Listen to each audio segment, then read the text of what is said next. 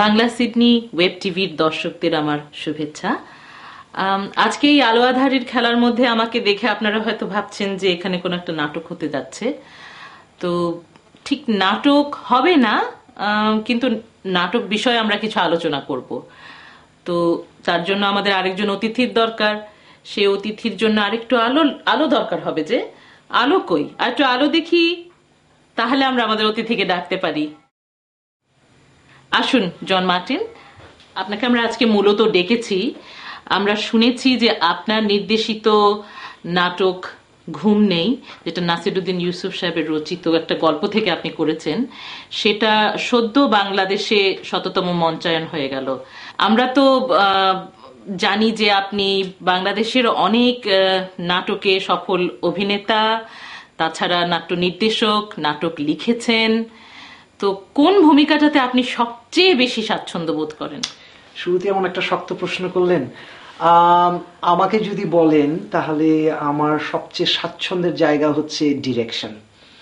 আমি ডিরেকশন দিতে খুব ভালোবাসি। তার কারণটি হচ্ছে যে ডিরেকশনের সময় আমি আমার সমস্ত ক্রিয়েটিভিটি ওখানে নিয়ে আসতে পারি। তবে এটা সত্য, আমি খুব থরলি এনজয় করি অভিনয়।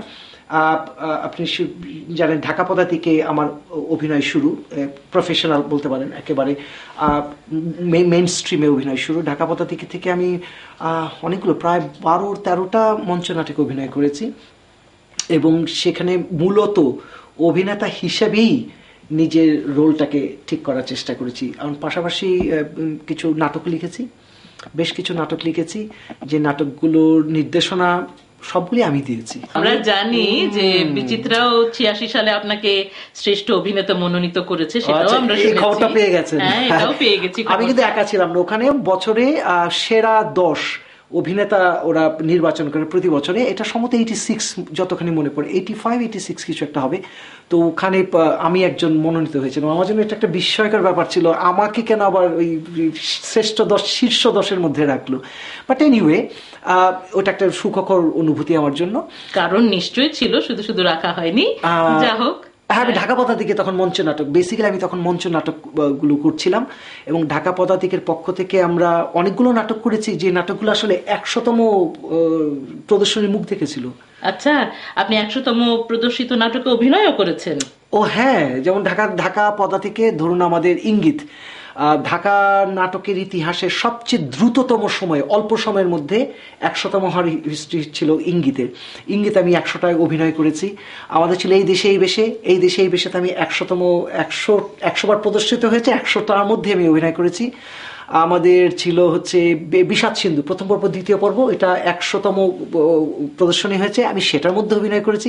তার মানে আপাতত ৩টা সেঞ্চুরি হয়েই গেল। বাংলাদেশে তো মুক্তিযুদ্ধের উপরে প্রচুর ভালো ভালো গল্প, উপন্যাস, নাটক লেখা হয়েছে।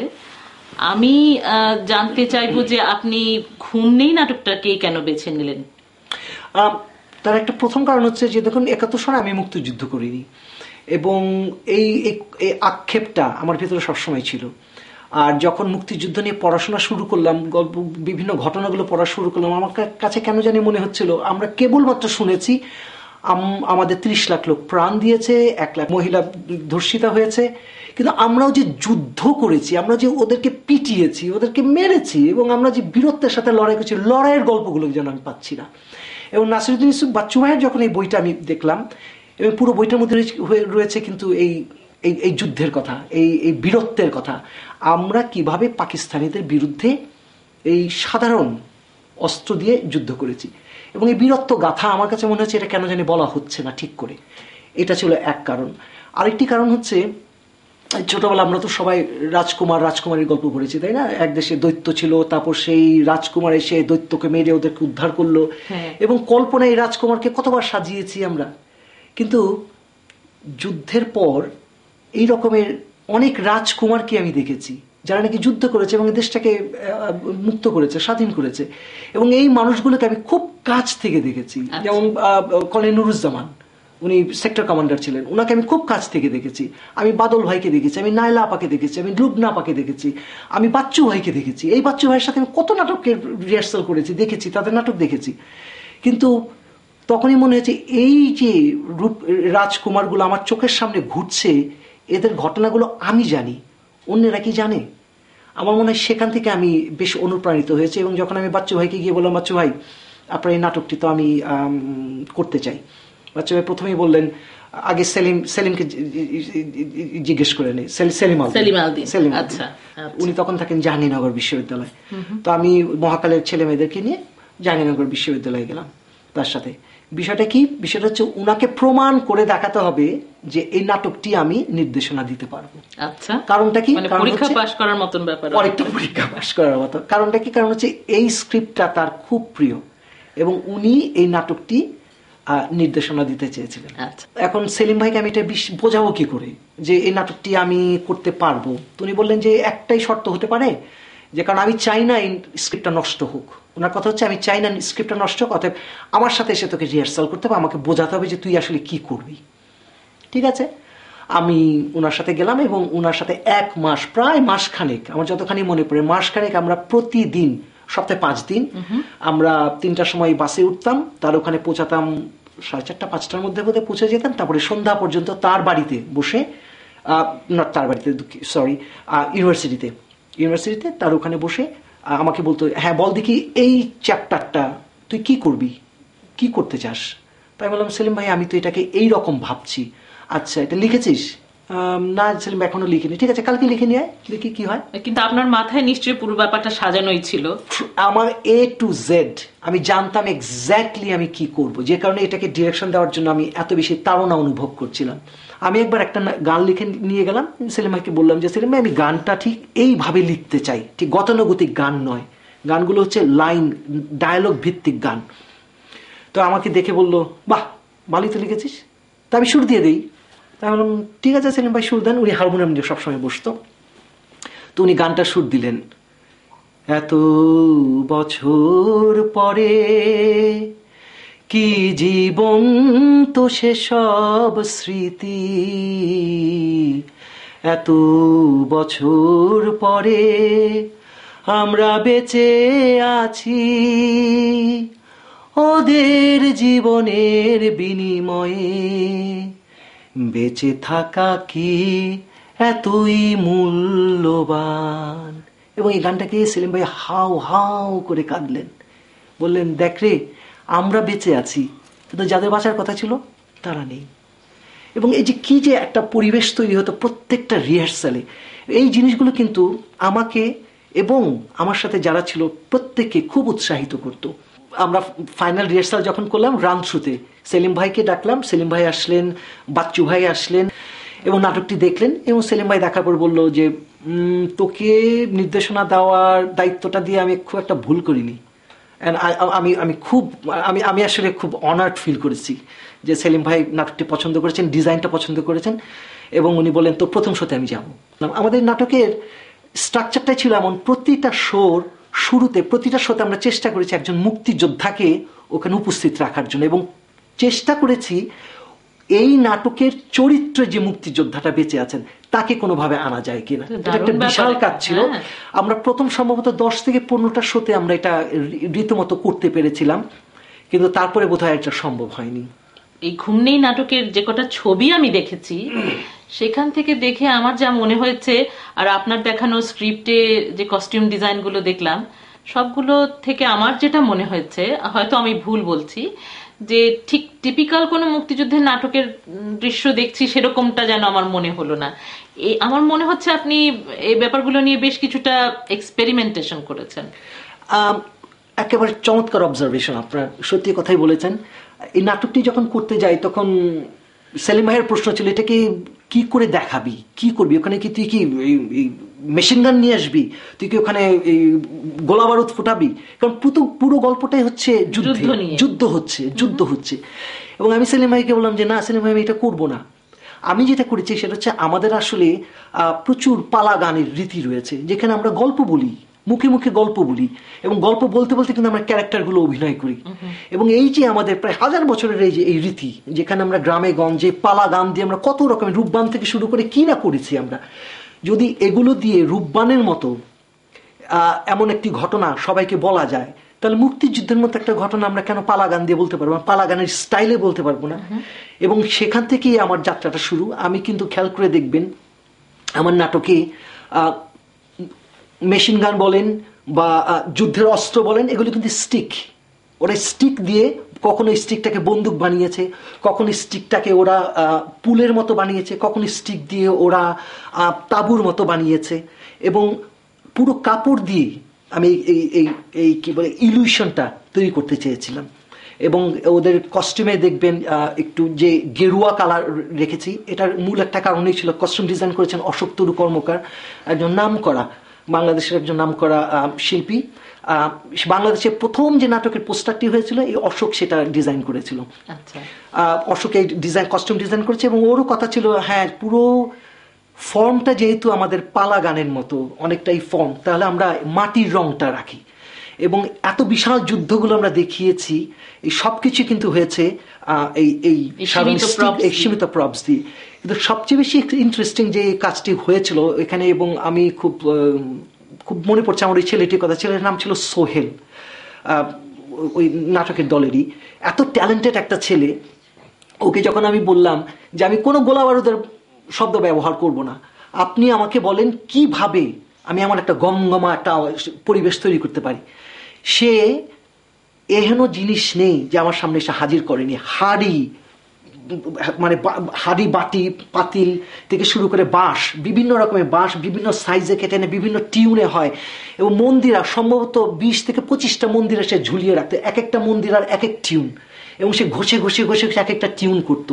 তারপরে বাটির মধ্যে পানি দিয়ে এক ধরনের সাউন্ড বের করতো।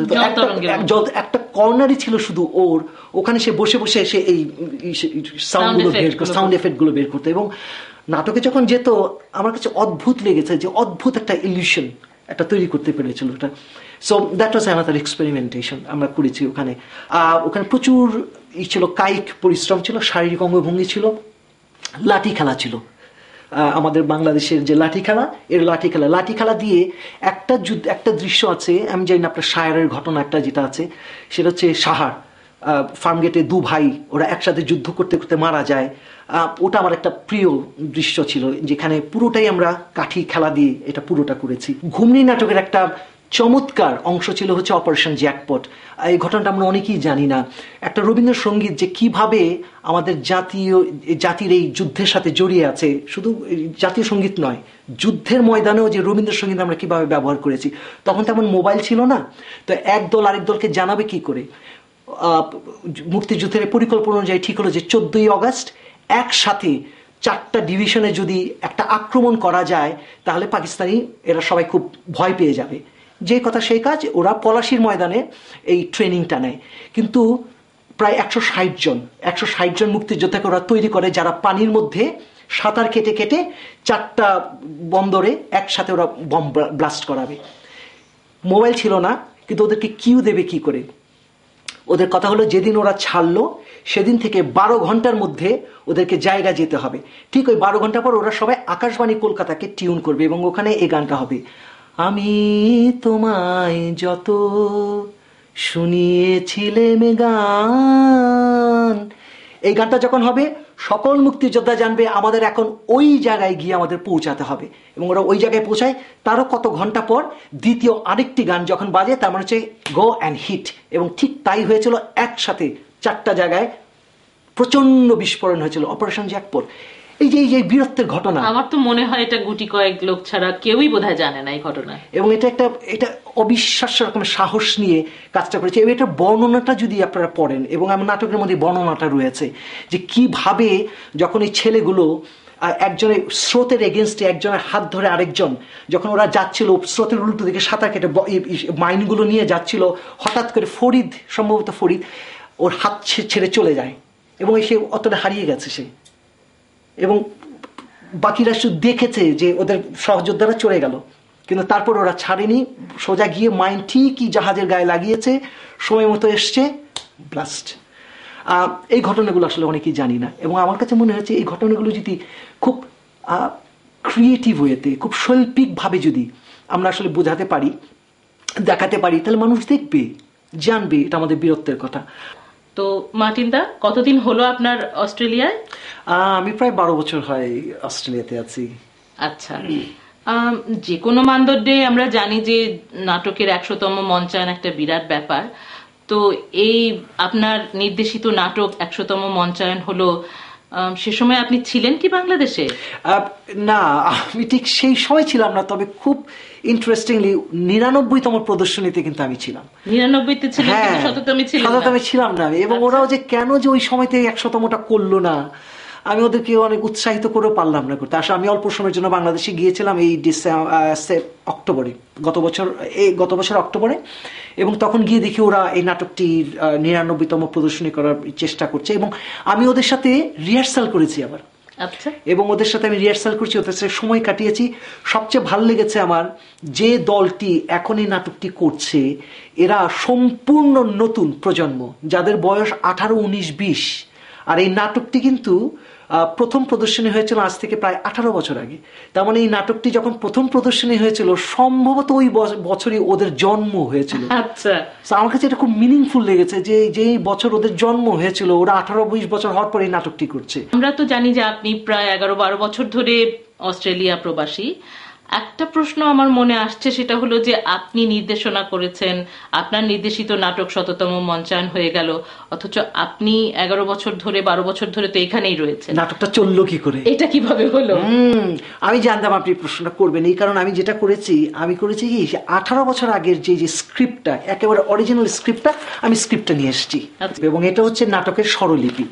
যেমন এই স্ক্রিপ্টের মধ্যে আমি খুলে আপনাকে দেখাতে পারি, যেখানে যেমন সবকিছু স্বরলিপির মতো করে ব্লকিং গুলো লেখা হয়েছে, কে কোথায় যাবে, নাটকের প্রতিটি পদচারণা, প্রতিটি স্টেপ কিন্তু একেবারে মাপা লেখা থাকে। তো ধরুন একজন অভিনেতা যদি ডান দিকে যায়, তবে সে জানে কোন ডায়লগের জন্য সে ডান দিকে যাচ্ছে। এবং এখানে নাটকের লাইট ডিজাইন, কখন কোন লাইটটা জ্বলবে, সমস্ত কিছু লেখা থাকে। অতএব নাটক যখন চলছে তখন কিন্তু নির্দেশক আমাকে সশরীরে ওখানে থাকার দরকার হয় না, দরকার হবে না। ঘুম নেই নাটকের 100তম মঞ্চায়ন উপলক্ষে মহাকাল নাট্য সম্প্রদায় তো বেশ একটা বড় কার্যক্রম হাতে নিয়েছিল বোধহয়। এই 100তম নাটক মঞ্চায়নকে উপলক্ষ করে ওরা একটা উৎসবের আয়োজন করেছিল, এবং চমৎকারভাবে বিজয়ের 40 বছরেই এই উৎসবটা হয়েছে। গত ডিসেম্বরের 8 তারিখে ওরা শিল্পকলা একাডেমিতে এই নাটকটির 100তম প্রদর্শনী উদযাপন করেছে, এবং যেখানে এই উৎসবে ওরা বিভিন্ন নাট্যগোষ্ঠীকে আমন্ত্রণ জানিয়েছিল অংশগ্রহণ করার জন্য। সবাই একসাথে মিলে বিষয়টা উদযাপন করেছে। এবং এই উদ্বোধনী অনুষ্ঠানটির উদ্বোধন করেছিলেন হচ্ছে মুক্তিযুদ্ধ বিষয়ক মন্ত্রণালয়ের মাননীয় প্রতিমন্ত্রী ক্যাপ্টেন এবি তাজুল ইসলাম। আমাকে যদিও ওরা যেতে বলেছিল, কিন্তু আমার পক্ষে আসলে যাওয়া সম্ভব হয়নি, কারণ আমি মাত্র অক্টোবরে এসেছি, তারপর ডিসেম্বরে আবার যাওয়াটা খুব ডিফিকাল্ট ব্যাপার।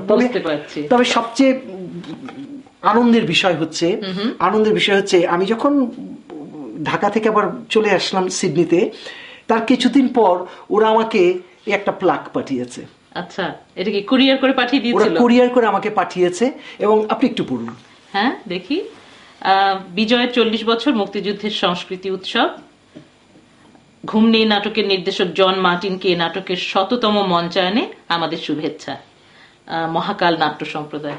ভারী সুন্দর হয়েছে জিনিসটা। এটা আমার জন্য নিঃসন্দেহে খুব একটা আবেগপূর্ণ মুহূর্ত ছিল।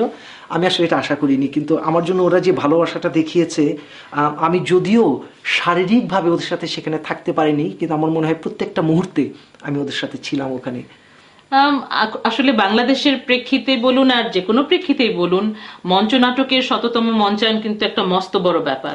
একটা জিনিস একটু মনে রাখা দরকার, যে ঘুম নেই নাটকটি করতে 18 বছর লেগেছে। আমাকে অনেকে জিজ্ঞেস করেছে এই নাটকটি হতে 18 বছর লাগলো কেন, কিন্তু বাংলাদেশের নাট্য আন্দোলন নিয়ে বা নাট্য চর্চা নিয়ে যারা জানেন, তারা নিশ্চয়ই অনুধাবন করবেন যে 100তম নাটক হওয়ার জন্য 18 বছর খুব একটা বেশি নয়। কারণ হচ্ছে এক একটা দল প্রতি মাসে হয়তো একবার করে মহিলা সমিতি মঞ্চটা পেত। আমি এখনকার সাম্প্রতিক কথা বলছি না, যে সময় নাটকটা শুরু হয়েছিল তখন মহিলা সমিতি ছিল আমাদের মূল নাটকের প্রাণ কেন্দ্র। সেখানে নাটক করার জন্য হল পাওয়ার জন্য আমাদের লম্বা লাইনে বসে থাকতে হতো। সেটা ঠিক। তো সেই ক্ষেত্রে এই দলটি, যে ছোট্ট একটি দল যে দীর্ঘদিন এই নাটকটিকে সাথে সাথে নিয়ে চলেছে, আমি মনে করি এটা তাদের জন্য একটা বিশাল অর্জন। এই নাটকের আরও একটি সংযোজন ছিল হচ্ছে একটা ইনস্টলেশন আর্ট ওয়ার্ক। আমরা চেষ্টা করেছিলাম মিরপুরের বুদ্ধিজীবীদের যে বদ্ধভূমি রয়েছে তার একটা রেপ্লিকা তৈরি করা, এবং এটা হয়েছিল ঠিক মঞ্চের বাইরে যেখানে টিকিট বিক্রি হতো। তো দর্শক যখন মঞ্চে নাটক দেখার জন্য আসতো, তারা টিকিট কেনার আগেই ওই রকম একটি পরিবেশে নিজেকে আবিষ্কার করত, এবং সেখানে আমরা সারাক্ষণ মুক্তিযুদ্ধের গানগুলোকে বাজাতাম। আমরা চেষ্টা করেছিলাম একটা আবহ তৈরি করার জন্য, যেন মূল নাটক দেখার আগেই দর্শক মানসিকভাবে প্রস্তুত হয় যে আমি মুক্তিযুদ্ধের নাটক দেখতে যাচ্ছি। এটা আমাদের কাছে আমার কাছে মনে হচ্ছে একটা চমৎকার এডিশন ছিল। আমারও তাই মনে হচ্ছে। আচ্ছা, আপনাদের পোস্টারটাও কিন্তু ভারী সুন্দর। ওটাও কি অশোক তরু কর্মকারেরই তৈরি? না, মজার বিষয় হচ্ছে ঘুম নেই নাটকটি অনেকগুলো আমাদের পরিচিত অনেকগুলো মানুষের, চেনা জানা মানুষের খুব প্রিয় বই। পোস্টারটি আসলে ডিজাইন করেছিল হচ্ছে আফজাল হোসেন। আপনার জানেন আফজাল হোসেন খুব নাম করা একজন ডিজাইনার প্লাস অভিনেতা। এবং উনি যখন শুনেছেন যে ঘুম নেই করছি, উনি নিজেই বলেছেন যে এই নাটকটা পোস্টার কিন্তু আমি করবো। আচ্ছা। এবং আমার কাছে, আমি তো এটা কল্পনাই করতে পারিনি, কারণ ভাবতে পারিনি যে আফজাল ভাই আমার এটা ডিজাইন করবে। উনি এটা ডিজাইন করেছিলেন, এবং ইটস কোয়াইট ইন্টারেস্টিং। মানে অনেকগুলো মণিকাঞ্চনের যোগাযোগ ঘটেছিল বলা যায়। চমৎকার বলেছেন। আমি মনে করি ওদের সবার শুভেচ্ছাটা ছিল এই নাটকটার পেছনে, যে কারণে নাটকটি আমার তো ভালো লেগেছেই, নিশ্চয়ই অনেক মানুষের ভালো লেগেছে, নতুবা 100তম প্রদর্শনী পর্যন্ত টেনে নিয়ে যাওয়া, সেটা থেকে এটা প্রমাণ হচ্ছে আসলে এটা একটা বড় ব্যাপার। আচ্ছা, এখন বাংলাদেশে তো আপনার নাটক 100তম হচ্ছে, আরো হোক, আমরা সেটা চাই। আমাদের যেটা প্রশ্ন সেটা হলো যে আপনি অস্ট্রেলিয়ায় নাটক করা শুরু করেছিলেন, আমি নিজেও দেখেছি, কিন্তু তারপরে থেমে গেলেন কেন? না, আমার কাছে মনে হয় আমরা আসলে প্রথম জেনারেশন তো এই সেটেলমেন্টের, আমরা আমাদের জীবনযাত্রা নিয়ে এত বেশি ব্যস্ত, আমরা এই যাত্রার মধ্যে এত বেশি ওতপ্রোতভাবে অন্যান্য বিষয়ে জড়িয়ে গেছি যে নাটকটা বোধহয় খুব বেশি অবহেলিত হচ্ছে। আমরা এখানে মঞ্চ নাটক করার জন্য যে পরিবেশটি দরকার, সে পরিবেশটি নেই আমাদের এখানে মঞ্চ নাটকের দর্শক নেই, এটা খুব সত্য কথা। নাটকের দর্শক হতে পারে, মঞ্চ নাটকের দর্শক নেই। মঞ্চ নাটক করার জন্য যে ডিসিপ্লিন অ্যাপ্রোচটা দরকার, সেই অ্যাপ্রোচটা নেই এখানে, আমাদের সেই সময়টাও নেই। কারণ নাটক হচ্ছে এমন একটি বিষয় যেখানে গান আছে, নাচ আছে, কবিতা আছে, হাসি আছে, কান্না আছে, সব কিছু মিলিয়ে। এটা শুধু যদি নাটকের যদি গানের রিহার্সাল হতো তাহলে শুধু আমরা গান করতাম, কিন্তু এখানে সবগুলো তো, তার মানে খেয়াল করে দেখুন কতগুলো বিষয়কে একত্রিত করে তবে রিহার্সালটি করতে হয়। রিহার্সালের কোনো শর্টকাট নেই নাটকের মধ্যে, মঞ্চ নাটকে বিশেষ করে। কিন্তু এটা আসলে এখানকার পরিস্থিতি, বাস্তব পরিস্থিতিতে করা সম্ভব নয়। সে কারণে আমার মনে হয়েছে বোধহয় আমাদের আরো কিছুদিন অপেক্ষা করতে হবে। আচ্ছা মার্টিন দা, আপনি তো বলেছেন যে মুক্তিযুদ্ধে অংশগ্রহণ করতে পারেননি বলে আপনার মনে আক্ষেপ আছে, তো তার বদলে আপনি যে এত সুন্দর মুক্তিযুদ্ধ ভিত্তিক একটা নাটক করলেন, এটা করে আপনার অনুভূতি কেমন, এটা একটু বলুন। আমি আসলে তখন খুব ছোট ছিলাম, যে কারণে মুক্তিযুদ্ধে অংশগ্রহণ করতে পারিনি। কিন্তু এই নাটকটি তৈরি করতে গিয়ে প্রতিটা দিন আমার মনে হয়েছে আমি বোধহয় একটু একটু করে আমার সেই আক্ষেপটাকে কমানোর চেষ্টা করেছি। আমি জানি এই নাটক করার জন্য আমার যতখানি পরিশ্রম করতে হয়েছে, শ্রম দিতে হয়েছে, মুক্তিযুদ্ধের তুলনায় এটা কিছুই না, একদম কিছুই না। কিন্তু আমি মনে করি মানসিকভাবে আমি এটার সাথে এত বেশি জড়িয়ে পড়েছিলাম, এবং প্রতিটি নাটকে আমার সন্তান, এবং এটা আমার একটা প্রিয় সন্তান। আমার ছেলের বয়স কিন্তু 16, আর ওই ঘুম নেই নাটকের বয়স কিন্তু 18। ঘুম নেই আমার কাছে বড় সন্তান মনে হয়, এর সাথে আমার ইনভলভমেন্ট এতখানি। আর আপনি জিজ্ঞেস করছেন নাটকটির এই 100তম প্রদর্শনী দেখে আমার কি অনুভূতি। যারা জীর্ণ জাতির বুকে জাগালো আশা, মৌন মলিন মুখে জাগালো ভাষা। দেখুন কি আশ্চর্য, এই মানুষগুলো যারা আমাদেরকে চেনে না, জানে না, কেবল আমাদের মুখে ভাষা ফোটানোর জন্য, আমাদেরকে ভালো রাখার জন্য, আমাদেরকে স্বাধীন করার জন্য অকাতরে জীবন দিয়ে গেল। ভাবলে কেমন গায়ে কাটা দিয়ে উঠে। আর যারা শহীদ হয়েছেন, আমি গভীরভাবে বিশ্বাস করি তারা স্বর্গে আছেন। কিন্তু যারা স্বর্গগত তারা এখনো জানে স্বর্গের চেয়ে প্রিয় জন্মভূমি। এই শহীদরা স্বর্গে গিয়েও কিন্তু শান্তিতে নেই, কারণ তাদের কাছে তাদের প্রিয় হচ্ছে জন্মভূমি। তারা বারবার ফিরে আসে আমাদের কাছে। আমি গভীরভাবে বিশ্বাস করি যতজন মুক্তিযোদ্ধা, যতজন মানুষ এ দেশের জন্য প্রাণ দিয়েছে, তারা আসলে দেশেই আছে, আমাদের সাথেই আছে।